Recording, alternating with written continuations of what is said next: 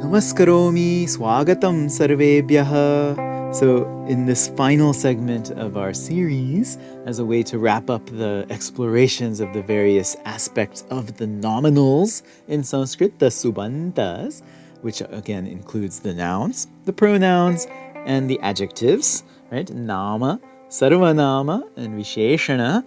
Let's now put all of this stuff together to kind of focus on how we can remember how these different parts of speech work together. First of all, let's review the main differences between nouns and adjectives, which is that nouns have a fixed gender that comes with the noun. It can be biological, but it doesn't have to be. It can often just be a totally arbitrary linguistic marker, which the main reason why you need to know it is that it is going to tell you how the noun gets declined in its various cases and numbers. Adjectives, on the other hand, do not have a gender. Instead, they take on the gender of whatever noun that they're modifying. There's 3 genders: pullinga, which is masculine, napumsakalinga, which is neuter, and strilinga, which is feminine. There's also 3 numbers: ekavachana, dvivachana, bahuvachana. This means singular, dual, plural. There's also 7 different cases or vibhaktis, as well as a quasi-case, the vocative, the sambodhana. So far, so good. In addition to nouns and adjectives, we also have our pronouns, the first person and second person, asmat and yushmat. These don't have gender. And then the third person demonstrative pronoun, saha, sa, tat, which will have the 3 genders. Like nouns and adjectives, the pronouns also will have 7 different vibhaktis, 3 different numbers, singular, dual, plural. Doesn't have the vocative. The declensions kind of will resemble the and noun stems, but in many of the forms, they'll have like distinct twists. You'll eventually learn to recognize pronouns and nouns, but the best way to start, if you ask me, is to kind of learn stock phrases that involve first a demonstrative pronoun, then an adjective, and a noun. So let's take our demonstrative pronouns for that, right? Tat. Let's take our adjective to be shubha, which means auspicious. And then let's take our nouns gaja, the elephant, palam, the fruit, and mala, which is a necklace or a garland. In the nominative, for the masculine, we'll get saha, shubha, gajaha, the auspicious elephant. Tau, shubho, gajo, the 2 auspicious elephants, and te, shubhaha, gajaha, the 3 or more auspicious elephants. Notice that it's not taha, doesn't rhyme, but it's te, the masculine plural pronoun. For neuter, we'll get tat, shubham, palam, that auspicious fruit, te, shubhe, pale, those 2 auspicious fruits, and tani, shubhani, palani, those many auspicious fruits. The feminine will be sa shubha mala, that 1 auspicious necklace, te shubhe male, those 2 auspicious necklaces, and taha shubhaha malaha, those 3 or more auspicious necklaces. You can do the same thing with the other cases and practice making sentences around these stock phrases you can make.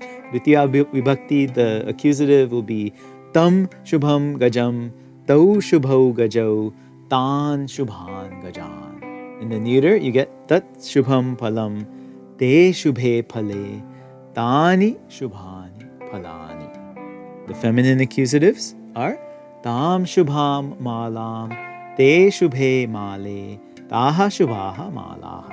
Instrumentals is tena shubhena gajena, by that auspicious elephant, tabhyam shubhabhyam gajabhyam, taihi shubhaihi gajaihi. The neuter is going to look the same all the way down. Let's skip the neuter just for brevity. You can double check with your paradigms. The feminine instrumentals are going to be taya shubhaya malaya, with the auspicious necklace. Then you get tabhyam shubhabhyam malabhyam, tabihi shubhabihi malabhihi. Notice the rhyme, right? The datives, the 4th case, is going to get tricky, of course. So get a little heads up. Masculine, the dative is going to look different in the pronoun versus the adjective and noun. You're going to get tasmai shubhaya gajaya for that auspicious elephant. The pronoun looks different, but it's in the same case as the adjective and the noun. The dual and plural is going to be tabhyam, shubhabhyam, gajabhyam. And then tebhyah, shubhebhyah, gajebhyah. This would mean 2 or 4 the auspicious elephants. Neuter will follow the masculine. Feminine, the strilinga will be tasyai, shubhayai, malayai. You got to remember that tasyai. They all have the same yai ending in the singular, dual, and plural. The dual and plural is going to be tabhyam, shubhabhyam, malabhyam, tabhyah, shubhabhyah, malabhyah. Ablative panchami vibhakti. Again, the pronoun is going to look different than the noun and adjective.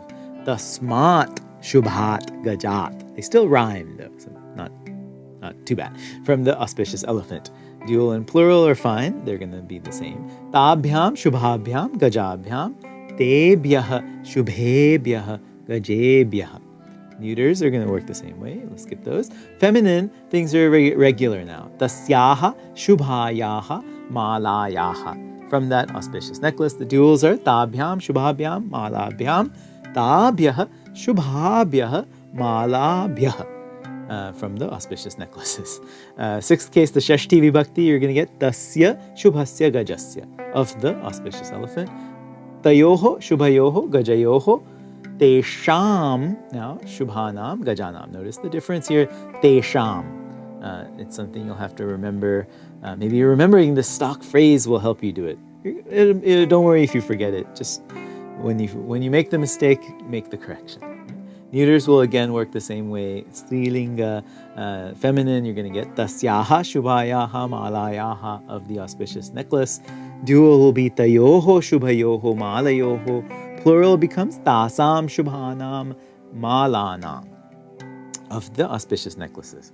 Here too, like in the masculine and neuter, you're going to see a difference between the pronominal declension in the plural and the nouns and adjectives. Last but not least, let's look at our locatives. For the masculine, we'll have tasmin shubhe gaje, in or on the auspicious elephant. Variant tasmin in the pronominal singular. Right? I find it easy actually remember if I think of in, tasmin. That reminds me at least that it's the locative. Right? Duals and plurals are quite regular. Tayoho, shubhayoho, gajayoho, teshu, shubheshu, gajeshu. In or on, among the auspicious elephants. Neuter will be the same as the masculine. Feminine, strilinga, we get tasyam, shubhayam, malayam, in that auspicious necklace. The dual, tayoho, shubhayoho, malayoho. The plural is tasu, shubhasu, malasu. So practice reciting these, reading them, forming sentences around these phrases. It might help to get a sharper recognition of how the cases work, to have a feeling of what's right and what's wrong, how adjectives are assimilating to the gender of the noun, and finally how the pronominals are declined slightly differently from the nouns. To make everything just a little bit more complicated, I want to end with a big curveball for you. Most adjectives will follow the and noun sense, but there are some adjectives that follow a pronominal declension. For the moment, here's a few. Eka, which means one. Sarva, which means all or everyone. Anya, which means the other one. Para, which also means other, opposite one, or higher. And then purva, which means a previous or prior one. These adjectives will have the pronominal endings, the same endings that saha, sa, tat have. They look normal in dual and plural, but they'll have these distinct singular forms. If you wanted to say the other elephant, here's the different cases. Anyaha gajaha, that one other elephant. Anyaha gajaha. Nominative. So far, so good. Dual, anyo gajau. The plural would be anye gajaha. This is where you have to be careful in the masculine plural nominative. It's not anyaha gajaha, anye gajaha. The other follows the regular astem nouns, anyam gajam, anyena gajena by the other elephant. But if you get to the dative, fourth case, it's going to again follow pronominal. It'll be anyasmai gajaya, to the other elephant, not anyaya gajaya. Anya follows the pronominal declension. Gaja will follow the noun stem declension. Panchami, anyasmat gajat, from the other elephant. Shashti, anyasya gajasya, Then the plural now, it's going to be anyesham gajanam, not anyanam gajanam. It's a mistake that very, very few of us can avoid making in our journeys. I made it all the time when I was learning. I still make it now, I'm sure. So don't be afraid if you make these mistakes. Just learn from the mistakes. The locative singular is also going to be tricky. You'll have anyasmin gaje, not anye gaje, on the elephant, on the auspicious elephant. So here those are the pronominal adjectives. Finally, a little curveball, just when you think you got everything down, just when you're thinking you're getting the hang of the nouns, adjectives, pronouns, all of that stuff, when you've got everything fully memorized, all the paradigms are down, we show you something else. We're just getting started with all this. We have a lot more paradigms ahead. What we'll probably do is have a side bar with just a paradigm recitation. There'll be plenty of things that you need to learn by heart in this marvelous world of Sanskrit, the language of the gods. Don't worry, don't panic. Have patience with yourself. Give yourself time and room to make mistakes, to learn from those mistakes that'll point you towards the right direction. Whatever you do, relax, realize you have plenty of time. Sanskrit is always going to be there, and you'll get there. Pretty soon, you'll start being able to rattle off all of these paradigms. You'll be able to recognize case endings in the sentence. We've reached here the end of our journey for the basic nominals, and we're close to ready to start jumping into the more technical areas of Sanskrit grammar, the various systems of the present tense conjugations of verbs, the kriyapadas. So till then, thank you for watching. See you next time. Punarmilamaha. Dhanyavadaha.